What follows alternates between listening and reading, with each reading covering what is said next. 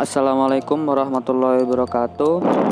Semoga kita senantiasa diberi kesehatan jasmani rohani di saat masa pandemi seperti sekarang ini. Kami di sini dari kelompok 12 pengembangan kurikulum PAI akan menyampaikan presentasi kami. Baik, sebelum memulai pada pembahasan pertama, saya akan sedikit menjelaskan apa sih yang dimaksud dengan implementasi kurikulum. Nah, yang dimaksud dengan implementasi kurikulum merupakan suatu kegiatan yang bertujuan untuk mewujudkan atau melaksanakan kurikulum secara tertulis ke dalam bentuk nyata, yaitu terjadinya proses transmisi dan transformasi segenap pengalaman belajar kepada peserta didik. Pembahasan pertama, yakni pemanfaatan sumber belajar dan penggunaan media pembelajaran. Apa sih yang dimaksud dengan sumber belajar? Sumber belajar adalah segala sesuatu yang mendukung terciptanya pengalaman belajar peserta didik, baik secara langsung atau tidak langsung. Penyediaan sumber belajar yang memadai akan memberikan arti penting bagi peningkatan proses pembelajaran. Sehingga pemanfaatan sumber belajar sangat penting diperhatikan guna mewujudkan keberhasilan implementasi kurikulum, termasuk kurikulum PAI. Selanjutnya, mengenai penggunaan media pembelajaran. Nah, apa yang dimaksud dengan media di sini? Media adalah suatu alat atau sarana atau mungkin perangkat yang berfungsi sebagai perantara atau penyalur dalam kegiatan komunikasi, terkhusus jika dalam kegiatan pembelajaran itu dari pendidik dan juga peserta didik. Media merupakan salah satu komponen pembelajaran. Pemanfaatan atau penggunaan media seharusnya menjadi bagian yang harus mendapat perhatian pendidik dalam setiap kegiatan pembelajaran. Banyaknya jenis media yang bisa dipilih, dikembangkan, dan dimanfaatkan sesuai dengan kondisi waktu, biaya, maupun tujuan pembelajaran yang dikehendaki. Setiap jenis media juga memiliki karakteristik tertentu yang perlu kita pahami, sehingga kita dapat memilih media yang sesuai dengan kebutuhan dan kondisi yang ada di lapangan. Nah, segala bentuk perhatian tersebut diharapkan mampu mewujudkan tujuan proses pembelajaran yang telah dirumuskan dalam kurikulum. Baik, untuk penjelasan selanjutnya yaitu manajemen sekolah. Manajemen didefinisikan oleh Parker Follett sebagai the art of getting things done through people, atau diartikan lebih luas sebagai proses pencapaian tujuan melalui pendayagunaan sumber daya manusia dan material secara efisien. Manajemen yang berkenaan dengan pemberdayaan sekolah merupakan alternatif yang paling tepat untuk mewujudkan sekolah yang mandiri dan memiliki keunggulan yang tinggi. Sifat khusus yang utama di dalam manajemen adalah integrasi dan penerapan ilmu serta pendekatan analisis yang dikembangkan oleh banyak disiplin ilmu.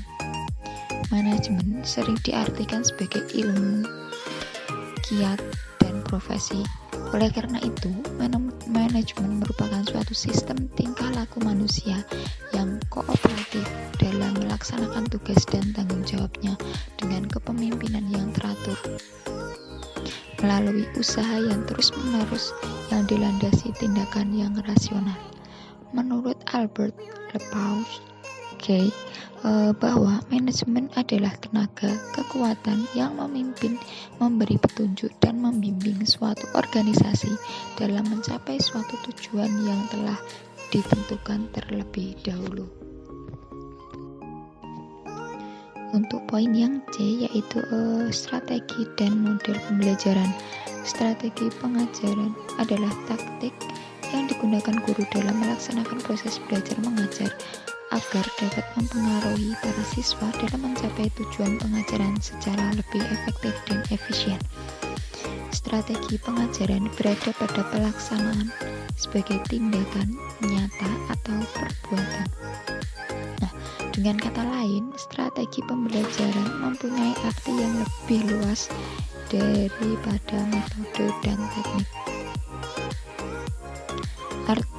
Artinya, metode dan teknik pembelajaran merupakan bagian dari strategi pembelajaran. Dari metode teknik pembelajaran diturunkan secara aplikatif, nyata, dan praktis di kelas saat pembelajaran berlangsung. Model pembelajaran adalah bentuk pembelajaran yang tergambar dari awal sampai akhir yang disajikan secara khas oleh guru di kelas. Dalam model pembelajaran terdapat strategi pencapaian kompetensi siswa dengan pendekatan, metode, dan teknik pembelajaran. Paradigma pembelajaran pada abad ke-21 menekankan kepada kemampuan siswa untuk berpikir kritis, mampu menghubungkan ilmu dengan dunia nyata, menguasai teknologi, informasi, komunikasi, dan berkolaborasi. Pencapaian keterampilan tersebut dapat dicapai dengan penerapan metode pembelajaran yang sesuai dari sisi penguasaan materi dan keterampilan. Untuk penjelasan selanjutnya akan dijelaskan oleh saudara Diska.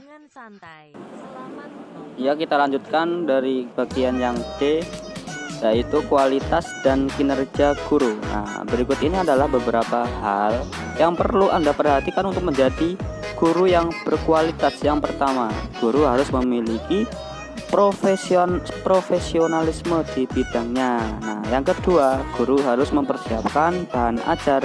Yang ketiga, guru harus dapat menyampaikan materi dengan jelas kepada peserta didik. Yang keempat, guru harus dapat mengelola kelas. Nah, yang kelima, guru harus melakukan evaluasi. Terus yang selanjutnya yang D, yaitu cara pelaksanaan pemantauan mentoring terhadap kurikulum dapat dilakukan melalui dua cara, yaitu langsung dan tidak langsung. Kedua cara tersebut dilakukan dengan seperangkat kegiatan mentoring yang sama, yaitu kegiatan berkaitan dengan mengumpulkan, mencatat, mengolah informasi, dan pelaksanaan suatu proyek, kemudian dituangkan dalam suatu laporan mentoring. Jenis mentoring terbagi menjadi dua, antara lain: pertama, pemantauan langsung. Nah, yang kedua, pemantauan tidak langsung.